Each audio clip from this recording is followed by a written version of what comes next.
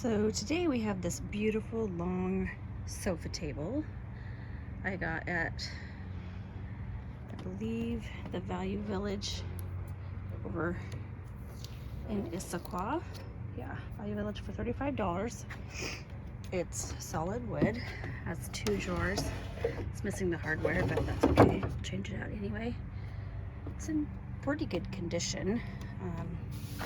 There's some little indentations and holes on the top that we will sand down and fill in with Bondo to make it a nice smooth finish. And then I'm hoping to keep the top a natural color and then paint the bottom. Don't mind my deck, it does need to be restained, and that'll be a future project here on YouTube, so be looking for that. Okay, so as always, we're going to go ahead and clean this piece up really well with the TSP cleaner. Get all the grease and grime and dirt and what have you on there off. We want a nice clean surface before we do any painting. That way that paint will adhere really nice to the surface. So we're going to go ahead and sand that varnish off all the way. Then I had to get into all those tiny little crevices by hand. So it took a little while, longer than I expected, but it's worth it in the end.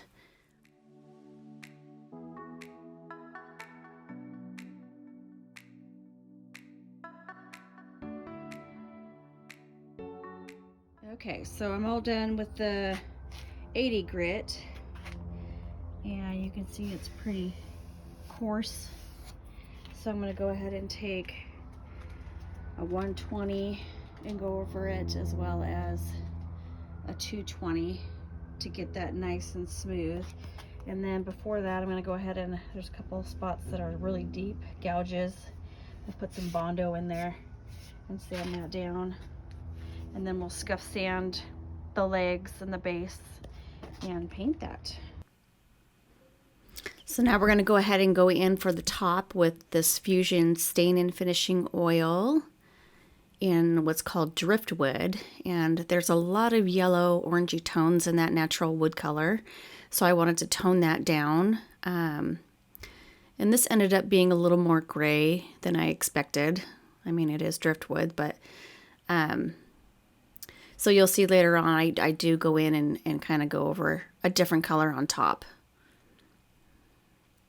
But this is going to soak down into the wood. I'm going to let it sit there for about 5 minutes or so, and then wipe it away. And this stain and finishing oil is very, very durable. It's a very durable top coat after it cures in 10 days.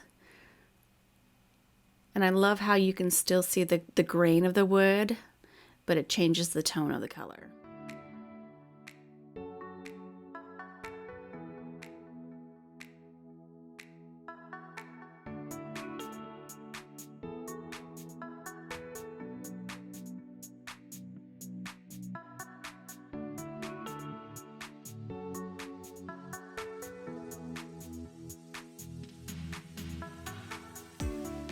So you can see here, it's still got some of those red-orange tones coming through, and it looks more of a blue hue, which is going to match the legs of the table that I'm going to paint. And so I wanted it to pop a little bit more. So I'm going to go in with the base of the table with the Fusion Cambridge, which is the new color.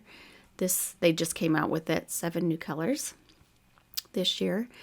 And I'm going to go in with really light thickness of the paint, and I'm going to use my mister. You can see me grabbing it here. And that way it's going to kind of tone it down a little bit so that I can get hardly any brush strokes in there. It'll make a nice smooth finish. And it took 2 coats to cover completely.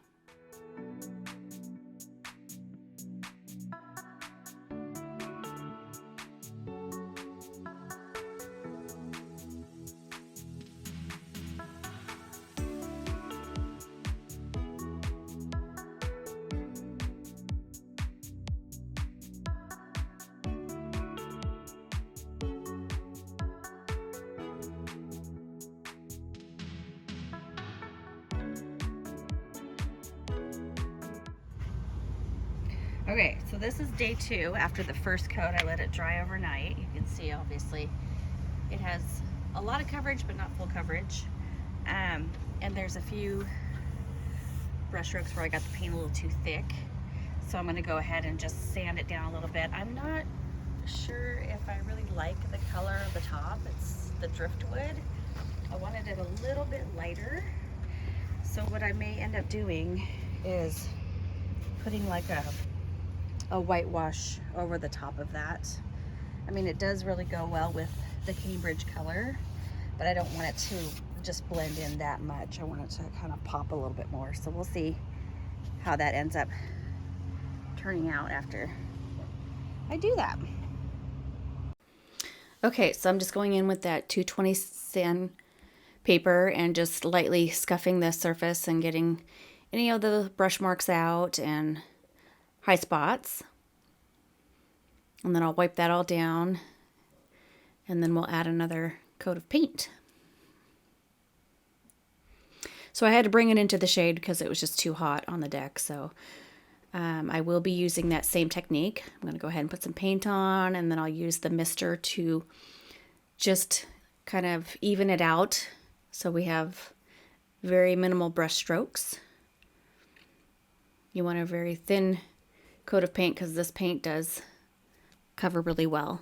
And so I am going to go in with the stain and finishing oil in the color white to allow this top to be a little bit more bright. And I ended up doing 2 coats of this stain, but I let it dry for 9 hours in between each coat. And then I did one final sand on the top with 400 grit, just because sometimes the stain can raise the fibers of the wood. So I wanted to make sure it was a nice smooth surface.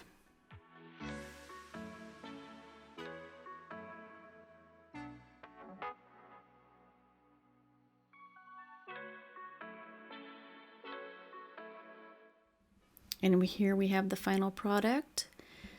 I thought it turned out excellent. That was exactly what I was looking for, a nice light natural color on top with a beautiful blue, green, gray color on the bottom. And then I went ahead and used some copper like antique pulls, not necessarily antique, but kind of a rose gold, I guess. And you can see it's a nice finish with the wood grain showing through.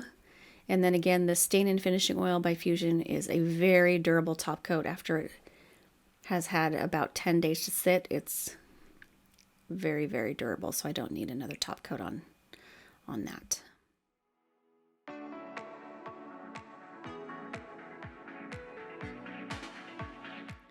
Okay, and this next project is a pretty easy little project. Got this at the thrift store. It's a little side table with some baskets. The baskets were in relatively great shape, so I just took them outside, kind of blew out all the dust and cleaned them up. And then we're going to update it by just painting the frame. And it was $14.99, which I thought was a pretty good deal.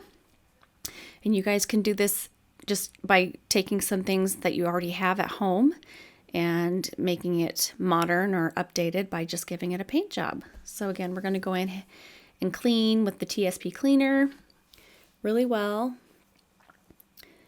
And then we will again use, Rocky was trying to help me figure out what was going on there. We'll use the same technique again with Fusion. This time we're going to use the cast iron by Fusion. It's kind of like a really soft black. They came out with it just this year. And I'm going to use that misting technique just to keep all the brush strokes down. And this will end up taking 2 full coats. And then in less than an hour, I had a beautiful little updated piece.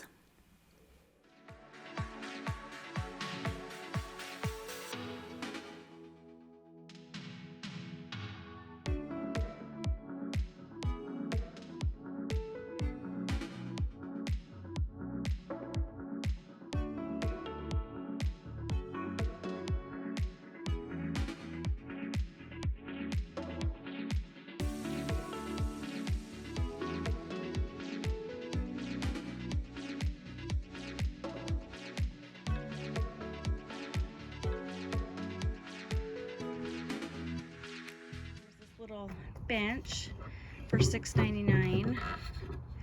It's all wood, and the legs have the little mid-century modern brass touch to the bottom.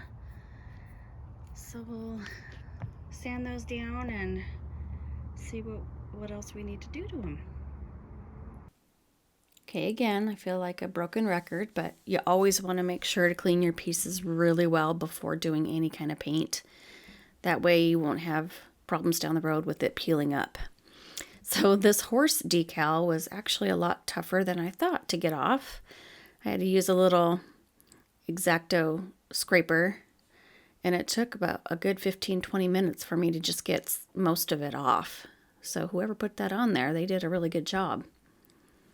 But when I got it off, I went ahead and just sanded with 120 grit sandpaper first. Just do the first round, get most of it off. And it was like a brown paint that they had on there, so it was a little bit thicker than a normal finish. So it took a while, but that's okay. And then I went ahead and used the Durham's water putty just to fill. There was a couple deep gouges on the top. So I just filled that in, let it dry, and then sanded it down. And again, I'm going in with this Fusion cast iron. I love this color. It's just such a pretty soft black. And I'm going to go ahead and give this 2 coats using that Mr. technique again. So definitely if you're going to get into painting furniture, you'll want to get a Mr. bottle because it really, really helps with the finishing coat. So something to invest in. I think they're only like $12 to $15.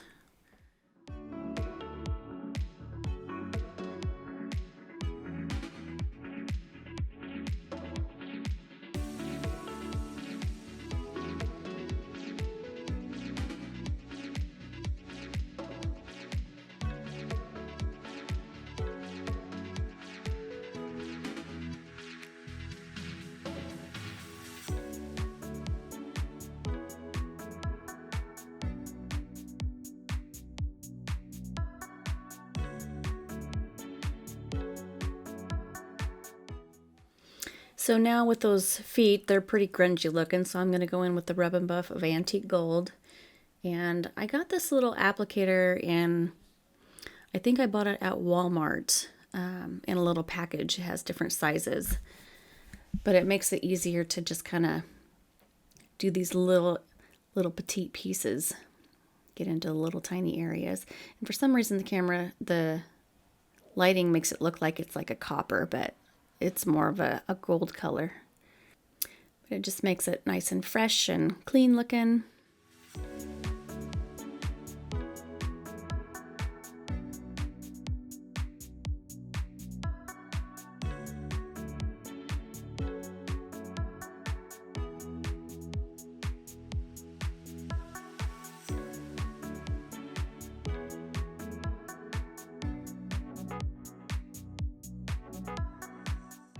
Like I said, I'm going to go ahead and take that sandpaper, a 320 grit, and just sand those down before I do the wash. So this is a tester size.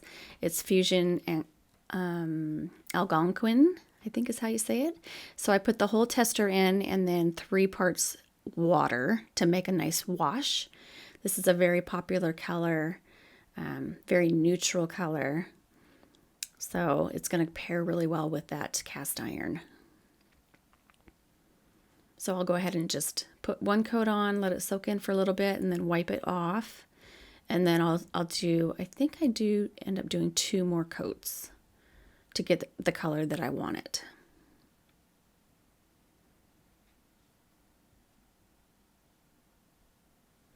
And here it is all finished. Just a nice pop of color on the bottom with the neutral top. See how nice and clean sheen that finish is from using that Mr. spray technique. It's just absolutely perfect. I went ahead and finished the inside.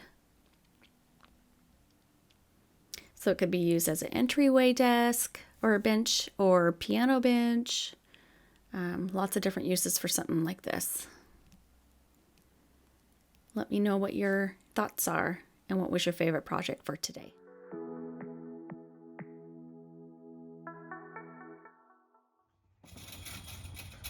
This is her absolute favorite thing in the world, is this little bouncy ball that she plays soccer with.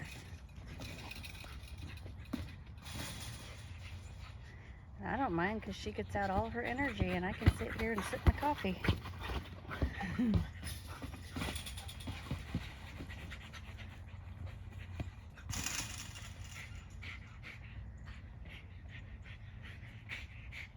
And then I ask her this, all done? She says, nope.